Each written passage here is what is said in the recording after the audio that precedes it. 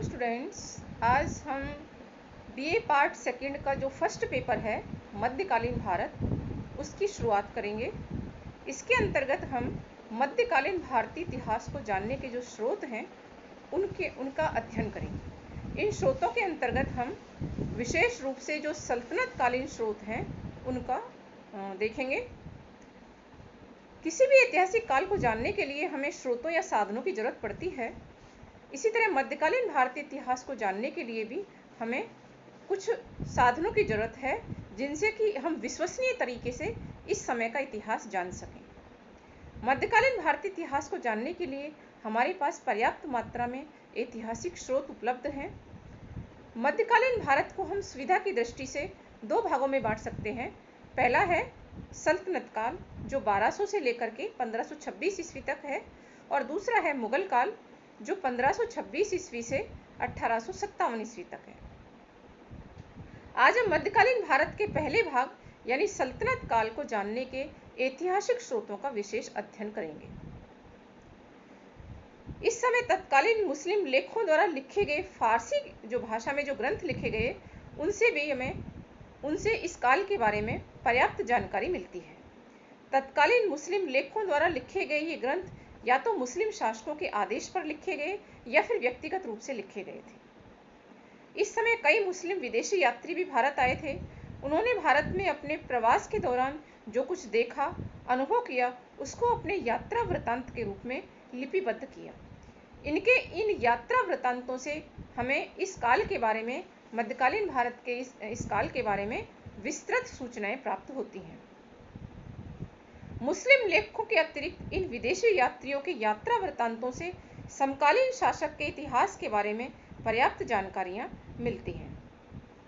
संक्षेप में सल्तनत कालीन इतिहास को जानने के जो स्रोत हैं, जो रचनाएं हैं, उनको हम एक एक करके देखते हैं, उनका अध्ययन करते हैं। तो पहली रचना है तारीख उल हिंद। इसे किताब उल हिंद भी कहा जाता है। इसकी जो रचना है वो अल बरूनी ने की थी।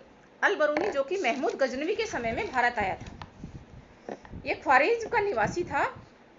अल बरूनी जो है लेखन, कला, ज्योतिष, दर्शन, पांडित्य आदि का विद्वान था। उसने अरबी भाषा में इस ग्रंथ की रचना की थी। 11वीं शताब्दी के भारत के अध्ययन के लिए ये ग्रंथ बड़ा ही महत्वपूर्ण है। अल बरूनी ने कुछ ऐसी बातें बताई हैं जिसके द्वारा हमें तत्कालीन समाज के बारे में दृष्टिकोण का पता चलता है। समाज में किस तरह का वातावरण था, इस बात का पता चलता है। वो लिखता है कि यहाँ पर जो है छुआछूत बहुत भयंकर स्थिति में विद्यमान थी। दूसरा, वो भारतीयों के ज्ञान विज्ञान की भी प्रशंसा करता है। उसने भारतीयों के जीवन, रहन सहन, कला, साहित्य, विज्ञान आदि का अच्छा वर्णन किया है। वो ये भी बताता है कि भारतीय लोग जो हैं घटनाओं के तिथि क्रम पर ध्यान नहीं देते हैं। इस प्रकार इसका विवरण जो है मध्यकालीन भारतीय इतिहास की जानकारी के लिए एक महत्वपूर्ण स्रोत है। अगला जो ग्रंथ है सल्तनत कालीन इतिहास को जानने का, वो है तबकात-ए-नासिरी। इसका लेखक मिन्हाजुस सिराज था। उसने अपने ग्रंथ की रचना सुल्तान नासिरुद्दीन महमूद के शासनकाल में की थी, लगभग 1259-60 ईस्वी में की थी।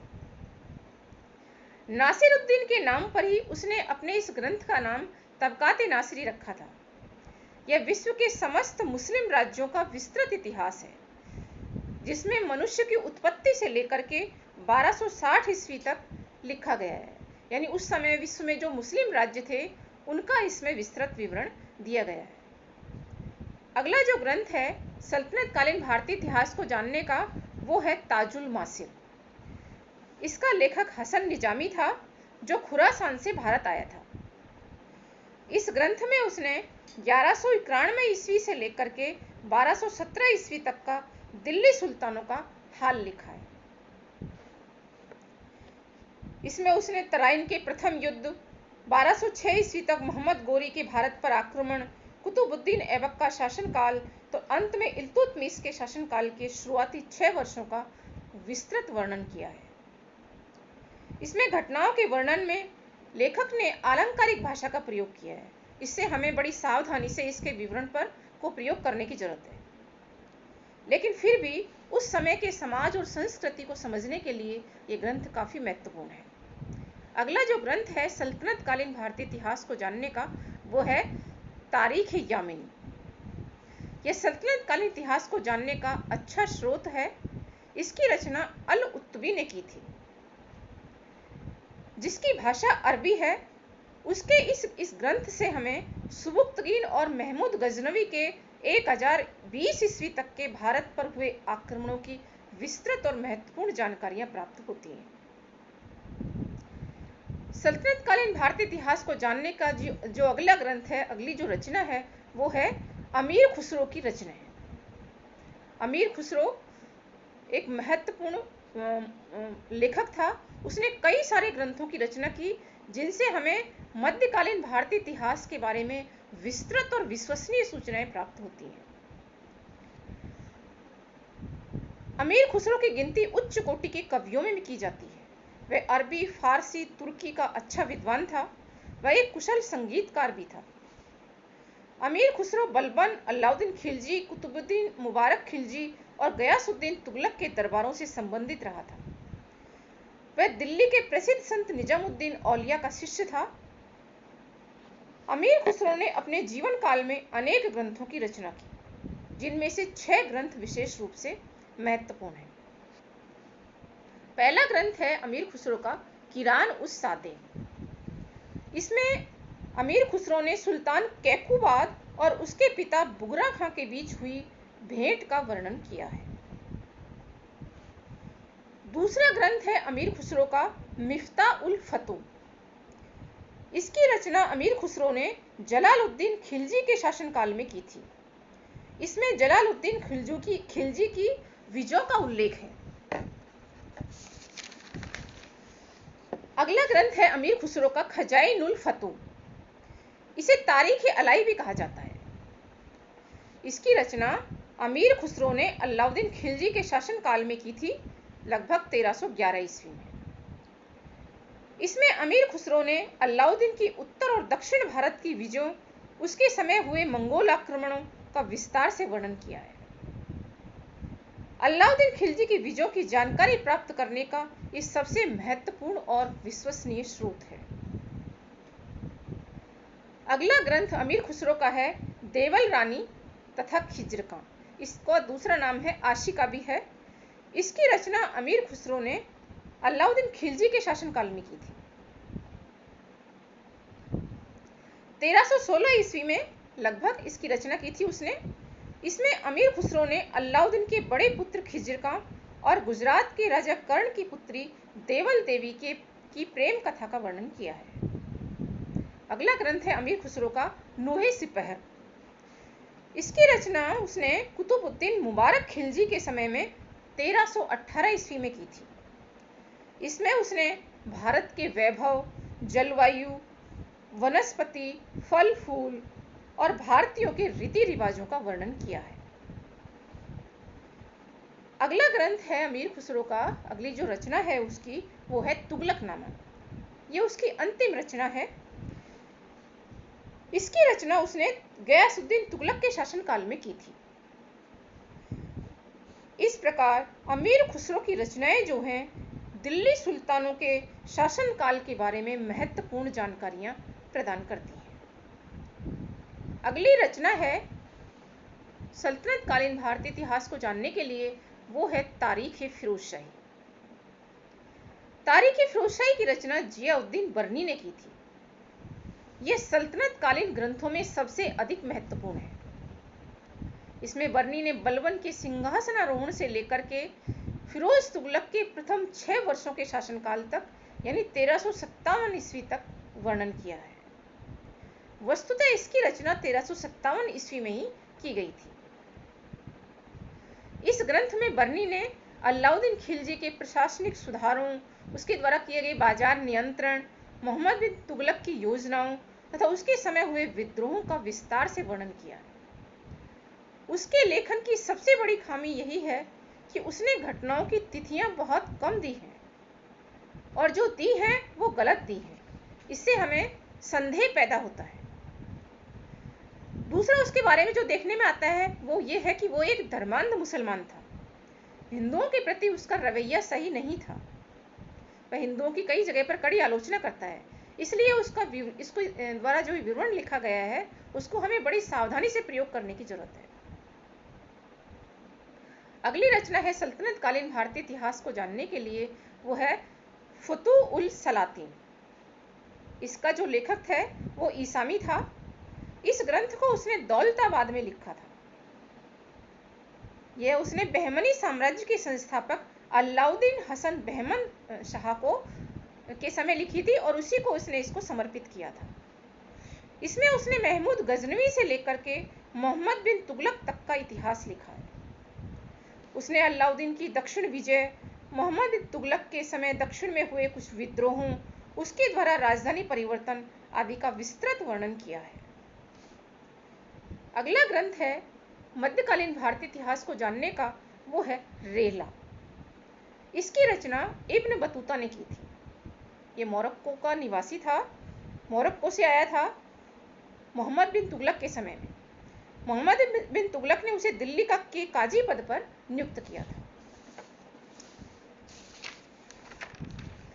रेहला के इस ग्रंथ में उसने भारत की भौगोलिक स्थिति, जलवायु, वनस्पति, वेशभूषा, रहन सहन, खान पान, कृषि, व्यापार आदि का विस्तृत वर्णन किया है। उसके यात्रा विवरण से हमें भारत के अनेक समकालीन नगरों के विषय में महत्वपूर्ण जानकारी प्राप्त होती है। उसने मोहम्मद बिन तुगलक के व्यक्तिगत जीवन, उसके दरबार की प्रथाओं, उसकी योजनाओं तथा उसके उच्च पदाधिकारियों के बारे में विस्तृत जानकारी प्रदान की है। रेहला के इस यात्रा विवरण से हमें समकालीन ग्रामों के शासन प्रबंध के बारे में भी जानकारी प्राप्त होती है। उसने अपने यात्रा वृत्तांत में मोहम्मद बिन तुगलक से पहले के दिल्ली सुल्तानों के राज्यकाल की घटनाओं का भी वर्णन किया है, जो लगता है उसने जनश्रुतियों के आधार पर किया है। इसलिए इस विवरण को जो उसने मोहम्मद बिन तुगलक से पहले के शासकों का दिया है उसको बड़े सावधानी से प्रयोग करने की जरूरत है, क्योंकि ये उसने जनश्रुति के आधार पर लिखा है। अगला जो ग्रंथ है मध्यकालीन भारतीय इतिहास में सल्तनत कालीन इतिहास को जानने के लिए, वो है तारीख फिरोज शाही। इसका लेखक था शमशेर सिराज अफीफ। ये फिरोज तुगलक का समकालीन था। इसने फिरोज तुगलक के पूरे शासन काल यानी 1351 से लेकर 1388 ईस्वी और उसकी सभी महत्वपूर्ण घटनाओं का वर्णन किया है। उसके शासनकाल में जो घटनाएं घटित हुई उन सब का इसने विस्तृत वर्णन किया है। उसने फिरोज तुगलक के सैनिक अभियानों, शासन सुधारों, सार्वजनिक निर्माण कार्यों, उसके द्वारा बनवाए गए भवनों, नहरों आदि का विस्तृत वर्णन किया है। इसका सबसे बड़ा दोष यह है कि यह फिरोज तुगलक के कार्यों का इसने अतिशोक्तिपूर्ण विवरण दिया है, क्योंकि यह उसका दरबारी इतिहासकार था और इसमें निष्पक्षता की कमी देखने को मिलती है। अगला जो विवरण है, अगला जो ग्रंथ है सल्तनत कालीन भारतीय इतिहास को जानने का, वो है फतवात फिरोज शाही। इसका लेखक फिरोज तुगलक था। इसे उसकी आत्मकथा भी मान सकते हैं। इससे हमें फिरोज तुगलक की धार्मिक नीति और उसके दृष्टिकोण को समझने में सहायता मिलती है। इसमें उसकी अनेक चारित्रिक विशेषताओं का देखने को मिलती हैं। उसकी चारित्रिक विशेषताओं के बारे में पता चलता है जो हमें अन्य ग्रंथों से देखने को नहीं मिलती। अगला जो ग्रंथ है सल्तनत कालीन भारतीय इतिहास को जानने का, वो है मुबारक शाही, तारीख मुबारक शाही। इसकी रचना याहिया बिन सरहिंदी ने सैयद वंश के सुल्तान मुबारक शाह के समय में की थी, जिसका समय 1421 से लेकर 1434 ईस्वी तक था। वह सुल्तान मुबारक शाह का दरबारी इतिहासकार था और इस ग्रंथ में उसने मोहम्मद गोरी से लेकर सैयद सुल्तान मुबारक शाह तक के दिल्ली सुल्तानों के इतिहास लिखा है। दिल्ली के सैयद सुल्तानों का इतिहास जानने के लिए ये बड़ा महत्वपूर्ण ग्रंथ है। अगला ग्रंथ है सल्तनत कालीन भारतीय इतिहास को जानने का, वह है तारीख एक हने जहानी या मखजानी अफगानी। इसका लेखक नियामतुल्ला था, जो मुगल सम्राट जहांगीर के समकालीन था। उसने इसमें दिल्ली के लोधी सुल्तानों का इतिहास लिखा है। हालांकि वह इन सुल्तानों का समकालीन नहीं था, लेकिन फिर भी उसने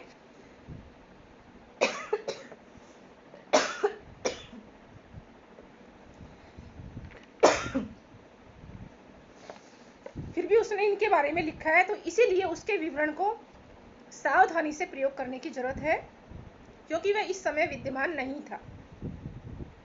अगला जो ग्रंथ है सल्तनत कालीन भारतीय इतिहास को जानने का, वो है तारीख-ए-दाऊदी। इसकी रचना अब्दुल्ला द्वारा की गई थी। यह भी जहांगीर के शासनकाल में ही था। इस ग्रंथ में अब्दुल्ला ने जो है दिल्ली सुल्तानों का इतिहास लिखा है। इस प्रकार ये जो ग्रंथ हैं सल्तनत कालीन भारतीय इतिहास को जानने के लिए, इनसे हमें सल्तनत काल के बारे में विस्तृत ऐतिहासिक जानकारियां प्राप्त होती हैं।